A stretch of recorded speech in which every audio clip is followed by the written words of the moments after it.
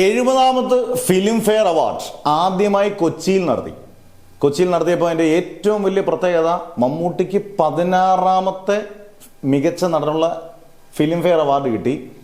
വലിയ അതിസംഭവങ്ങളായ കാര്യങ്ങളൊന്നും എനിക്ക് തോന്നുന്നു ആ ഫിലിം ഫെയർ അവാർഡിൻ്റെ സാധനം പോലെ നമ്മളത് അതിൻ്റെ ലൈവ് ഒന്നും കണ്ടിട്ടില്ല. എങ്കിൽ പോലും നമുക്ക് പുറത്തു വരുന്ന വിഷ്വൽസനുസരിച്ച് അതിഗംഭീരമെന്ന് എനിക്ക് തോന്നിയില്ല. പക്ഷേ ഇതിനകത്ത് ഒരാളുടെ സംഭാഷണങ്ങൾ, അതായത് അദ്ദേഹം പ്രസംഗിച്ചത് ഗംഭീരമായി.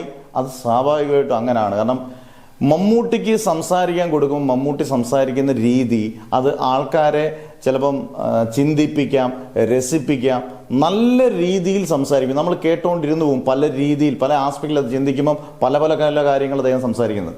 കഴിഞ്ഞ ദിവസം ഇതിനകത്ത് വളരെ സിമ്പിളായിട്ട് ഇദ്ദേഹം ഇതെല്ലാം പറഞ്ഞിട്ട് ലാസ്റ്റ് സംസാരം നിർത്തുന്ന നേരം ആ ബ്ലാക്ക് ലേഡി ഇത് 16ാം തവണയാണ് എനിക്ക് വന്നത്. ഇത് എനിക്ക് മാത്രമല്ല, എന്നെക്കാട്ടിൽ ഒരു പിടി മുമ്പിലോ ഒരു പിടിയിലോ അതുപോലെ ഒരുപോലെയൊക്കെ അഭിനയിച്ച ഇതിൻ്റെ മത്സരിച്ച 2 താരങ്ങൾ, അതായത് ബേസിലിനെയും നമ്മുടെ ആസിഫിനെയും. എനിക്കൊന്ന് പൃഥ്വിരാജ് അതിന് മുമ്പേ അവിടുന്ന് ഒന്ന് പോയി, അല്ലെങ്കിൽ പൃഥ്വിരാജിനെയും വിളിച്ചിരുന്നു മമ്മൂട്ടി സ്റ്റേജിൽ. കാരണം അങ്ങനെ ഒരു മമ്മൂട്ടി ഇങ്ങനെ ഈഗോ കാണിക്കുന്ന വ്യക്തിയല്ല. ഇവരെ 2 പേരെയും വാട എന്ന് നമ്മളെല്ലാം സിനിമയിലൊക്കെ കാണുന്ന പോലെ ഒരിക്കലും ഒരു സ്ക്രിപ്റ്റഡ് സാധനമല്ല നമുക്കറിയാം. അന്നേരം അദ്ദേഹത്തിൻ്റെ മനസ്സിൽ തോന്നിയത് വാട എന്ന് പറഞ്ഞുകൊണ്ട് ഒരു വലിയേട്ടൻ വിളിയാണ് നമുക്കവിടെ ഓർമ്മ വരുന്നത്.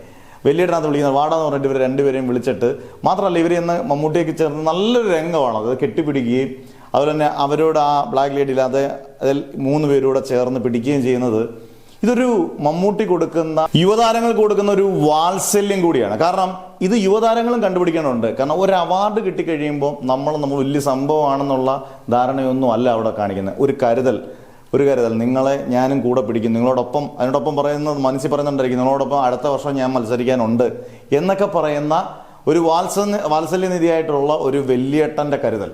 അതാണ് ആ വാടയിലൂടെ. അപ്പം എല്ലായിടത്തും അതാണ് ക്ലിപ്പുകളായിട്ട് ഭയങ്കര സോഷ്യൽ മീഡിയ വൈറലായിട്ടിരിക്കുന്നത്. എന്തായാലും അടുത്ത ഫിലിം ഫെയർ അവാർഡും ഇനി ബ്രഹ്മയുഗത്തിന് എന്തായാലും എക്കാലത്തെയും ക്ലാസിക്കായി കഴിഞ്ഞു. അതിന് അടുത്ത ഈ 2024 പ്രഖ്യാപിക്കുന്ന നാഷണൽ അവാർഡ് കിട്ടട്ടെ എന്ന് 100% നമുക്ക് പ്രാർത്ഥിക്കാം. എന്തായാലും മലയാളത്തിൻ്റെ വലിയേട്ടൻ പൊളിച്ചു.